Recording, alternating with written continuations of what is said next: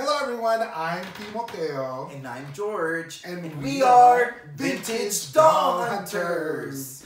On this channel, we will be discussing and reviewing what we found on our latest vintage doll hunt, sharing with you our opinions and our knowledge. We provide you, the audience, quality information based on our 7 years of collecting experience, either from the homes of others or from our own collection. So join us as we reveal what we found today. Let's get started. Let's get started. Hi guys, welcome to another episode of Vintage Doll Hunters, Timoteo and George. Today we got something really awesome to show you. These are a little bit on the older scale of what we typically do for our dolls, and we're very excited to show you what we've got. They're finds. One of them is from Mesa. Oh, we love Mesa. Yes, I always love Yes, Mesa. yes. All the antiques and the thrift stores over there. You never know what you're gonna find. And the other one was from, remind me again? I thought they were both from Mesa. No, they're both from Mesa. Okay. Oh, no, one was from Scottsdale. Sorry, I that was knew from the it. Scottsdale area. Well, I didn't know, but I knew it. it. Yes. Okay, so let's get started. Yes. Okay, so the first doll that we have to share is from a designer, Mary Hoyer.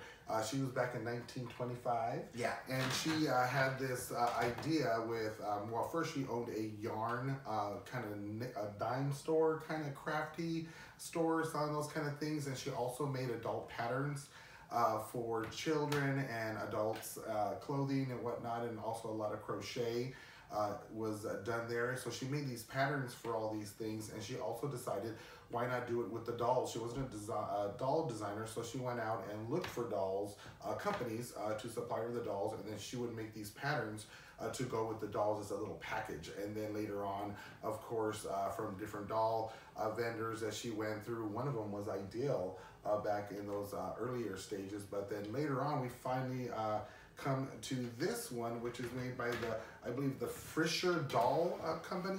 Oh. And this version of the Mary Hoyer doll was back in I want to say 49 or 52 era. No, 46. 46? Yeah, it's 46. Yeah. Because that era is when they used a lot of this hard plastic with these dolls. These dolls are all hard plastic, painted. They are strung little dolls.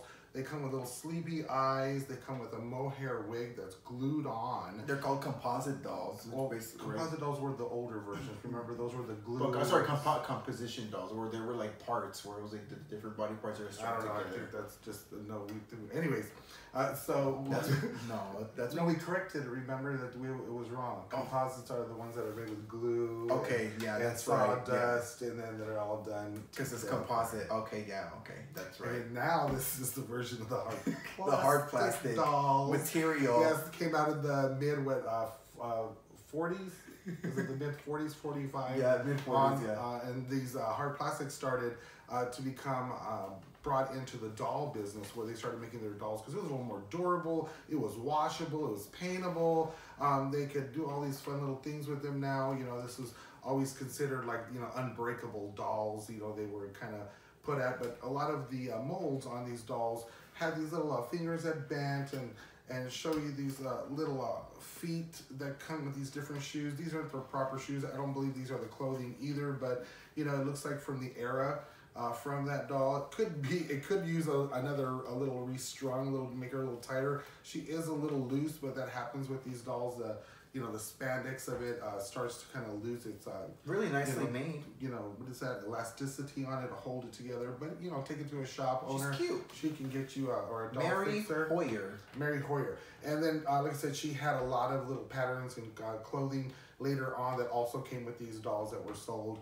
And it was a nice 14-inch doll to own. This little girl has root beer eyes on her. Beer. With the little brown, but that's her. She's a nice little fun little find, and that was our Mesa doll. Yeah, and then she has a sister we have for you guys to see it. Check out Mary Lou Walker. Mary Lou Walker.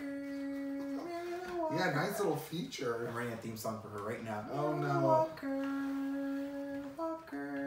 But she was also a hard plastic doll. Yeah, she is.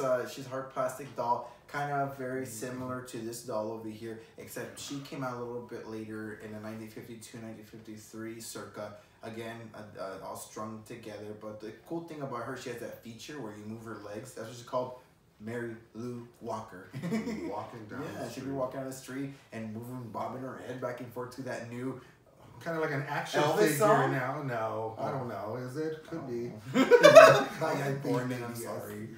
But no, she was a nice little feature. She still has her little braids intact. I don't believe this is her original dress, but it fits her very nicely. I think it's homemade, but it's very nicely homemade. Shoes are not hers as well. But she still has that little fun mold in her hand with her fingers that crinkle. And I believe, these dolls, a lot of these doll makers bought, factory dolls. They did, yeah. They were like not generic, but I guess like a kind of one typical size doll, so they can use the same pattern, right? Over and over again, kind of like clothes pattern for dolls. What they call molds in these one, right? There you go, molds. Yeah, so it's very cool. I think from a perspective, like a modern perspective, I really appreciate that they did this because today, there's a lot of people, online, they do DIY and they make their own stuff, but you don't see big companies like doll companies producing people to teach them these doll patterns on how to make their own clothes. That's what they used to do.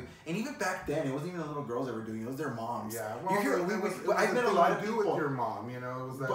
But I've met a lot of people that said their lawyers mom. and doctors, Well, I'm just saying, I met a lot of people when they say their moms did it for them. So actually, I've never heard of someone, but I bet there's people out there that did learn using doll patterns. Name one. I don't know her. I don't know her, he says. But yeah, they're really cool. I wish they had doll patterns now, like actually Mattel doll patterns, like modern ones. Well, we have the old ones and we still haven't been made really too much yet, but we keep saying we are, and we will. No, it's fun. We will. But these are some nice fun dolls. This little Scottsdale lady who looks like she's been shopping up and down the streets of Scottsdale. Very nice to find her still intact. Paint is just beautiful. I love her little teeth. That she comes with, her little teeth, she has these little teeth in her mouth. Not, too scary of a doll, but I can consider her, you can consider why she kind of has that little spooky look, just very old-fashioned. Yeah, like if you watch it turn like this, look. Oh, God. She better watch out and start calling you mommy. It's almost Halloween. We're getting ready, you guys, so, yeah. Oh, Lord. Okay, well, I think, George, you have anything else to say about these fun little girls? No, they're cool. I like them. All right. Well, I guess, everyone, that wraps up this video. Yes, thank you, guys. Thank you for joining us on another episode. Remember, if you have any vintage dolls up in your attic, down in your basement, or up in your closet, be sure to contact us and let us know because we'd love to be able to feature your dolls on our next potential video. Thank you guys for joining us again. Don't forget to like and subscribe and watch our many other videos. We got a lot of awesome videos, a lot of awesome dolls. More to come. We can't wait to bring you more and more of our hunts and our we've finds. been hunting as we go. Mesa. Yes. And everywhere else. Bye, you guys. Thank you. Have a nice day. A beautiful life. What a beautiful life. What a beautiful life.